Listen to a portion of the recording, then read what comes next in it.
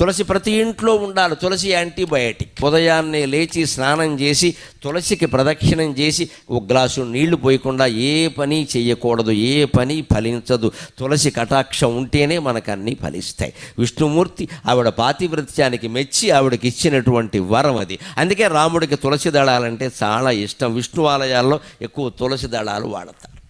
విష్ణుమూర్తికి అలంకారాలు బాగా ఇష్టం. అందుకని మల్లె పూలదండ, చామంతి పూలదండ, బంతి పూలదండ, గులాబీ పూలదండ, నీ ఇష్టం వచ్చిన పూలదండలన్నీ పట్టుకొచ్చి విగ్రహం మీద బారేస్తే వచ్చే ఇబ్బంది ఏమిటో తెలుసా? విగ్రహంలో పురుగులు చేరతాయి.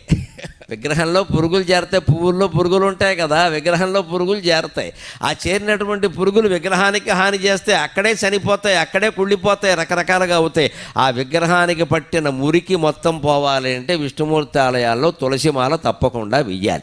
అది శాస్త్రీయమైన ఆచారం. హిందూ దేవాలయాల్లో పాటించే ప్రతి ఆచారం శాస్త్రీయం.